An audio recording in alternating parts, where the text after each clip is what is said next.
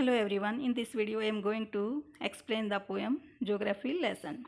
Can you imagine what your city would like if you saw it from 10,000 feet above the ground?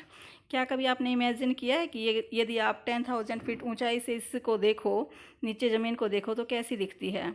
Neatly planned and perfect in proportion like a geometric design, it would strike you as something very different from what it actually is while you are in the thick of it. जो पूरी तरह से neatly planned दिखता है जो area, और ऐसा लगता है भी पूरी तरह से जियोमेट्रिक डिजाइन के अकॉर्डिंग इसको बनाया गया है, वो चीज़ अगर आप ऊंचाई से देखते हो तो पूरी तरह से डिफरेंट दिखती है. Here is a poet's description of just such a view of the city and some question that come to his mind. यहाँ ये जो पोएम है इसमें पोएट ने एक ऐसा ही एक वर्णन किया है एक ऐसे ही शहर का, और उसके माइंड में उस टाइम जो क्वेश्चन आते हैं वही इसमें पूछे गए हैं. When the jet sprang into the sky, it was clear why the city had developed that the way it had. Poet कहता है कि जैसे ही जो उसका जेट था, जिस जेट में बैठा हुआ था, आकाश के स्प्रिंग मतलब राइज, जैसे रोज मतलब राइज की सेकंड फॉर्म रोज, जैसे स्काई की तरफ रोज वाह उड़ान भरी उसने, तो वहाँ से ये बात क्लियर थी कि जो सिटी है, जो शहर है, वो इस तरह कैसे डेवलप हुआ था. Seeing it's scaled 6 inches to the mile, वहाँ से देखने पे ऐसा लग रहा था जैसे 1 माइल है वो 6 इंच के बराबर, 6 इंच के इक्वल लग रहा था. There seemed an inevitability about what on ground had looked haphazard, unplanned and without style when the jet sprang into the sky. Inevitability होता है कि जिस चीज़ को हम अवॉइड नहीं कर सकते, जिसको इग्नोर नहीं कर सकते, तो वहाँ से कुछ ऐसी चीज़ें दिखी हमको. पोएट को कह रहा है कि पोएट को ऐसी चीज़ें दिखाई दी जिनको वो अवॉइड नहीं कर सकता. About what on ground had looked haphazard होता है मतलब आउट ऑफ ऑर्डर, बिना कोई प्लान के. तो वहाँ से चीज़ें थी जो ग्राउंड के, जो चीज़ें थी ज़मीन की, वो बिल्कुल ऐसे लग रही थी जैसे बिना किसी ऑर्डर के इनको प्लान किया गया हो, कोई भी मतलब प्लानिंग नहीं की गई हो, कोई स्टाइल नहीं था. तो जैसे मनुष्य ने अपनी उनकी नेसेसिटी के अकॉर्डिंग सब चीज़ों को डेवलप किया गया हो. ऊपर से देखने पे मतलब सब कुछ अनप्लान्ड लग रहा था.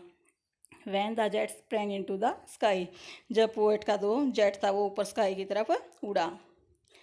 When the jets reached 10,000 feet, it was clear why the country had cities where the rivers ran and why the valleys were populated.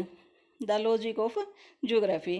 और जैसे ही 10,000 ऊंचाई पे उसका जो प्लान हो जाता है, तो वहाँ से ये बात क्लियर थी कि किस तरह शहर और जो नदियाँ हैं वो डेवलप हुई हैं, और किस तरह जो ये नदी वाले इलाके हैं, जो वैलीज हैं, ये ज़्यादा पॉपुलेटेड है, मतलब यहाँ पे घनी आबादी क्यों पाई जाती है. द लॉजिक ऑफ ज्योग्राफी, ये एक ज्योग्राफिकल लॉजिक था, मतलब तर्क था. इसके पीछे ये तर्क था कि वैसे भी हमें पता है ना कि जहाँ पे ड्रिंकिंग वाटर की और जहाँ पे लैंड एरिया समतल होता है, वहाँ पे जो पॉपुलेशन है वो सघन पाई जाती है. तो ये बातें ऊपर जाके बिल्कुल क्लियर हो रही थी.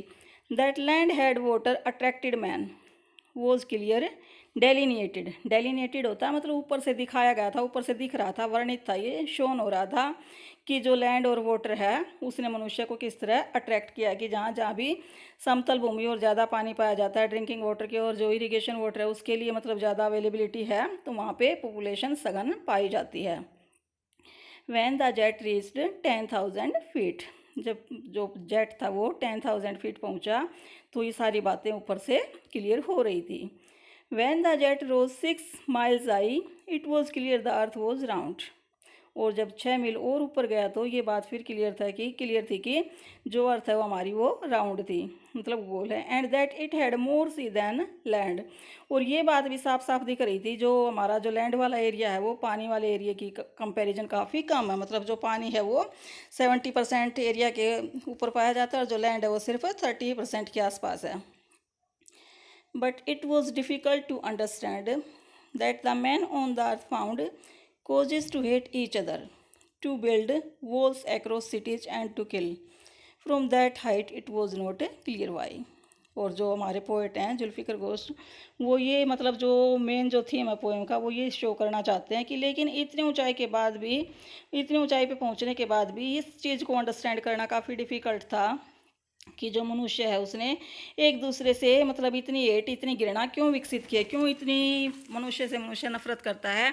ये बात पोएट को इतनी ऊंचाई पे जाके भी समझ नहीं आ रही थी। To build walls across cities, शहरों से शहरों के बीच दीवारें क्यों क्रिएट की गई हैं। एंड टू किल, और क्यों मनुष्य एक दूसरे को मार रहे हैं। ये सारी चीज़ें ऊपर जाके भी साफ नहीं हो रही थी। From that height it was not clear why, क्योंकि जो पोएट के माइंड में जो क्वेश्चन था कि वाई, ये चीज़ें क्यों हैं, क्यों मनुष्य एक दूसरे से नफरत करता है, क्यों एक दूसरे के पीछे दीवारें पैदा करता है, क्यों नफरत की दीवारें क्रिएट करता है, क्यों एक दूसरे को मारते हैं। ये सारी चीज़ें वहाँ जाके भी पोएट के माइंड में नहीं आ रही थी। और ये हमारी glossary, inevitable means that can not be avoided, जिस चीज़ों को इग्नोर नहीं कर सकते। That can not be avoided, that can not be ignored.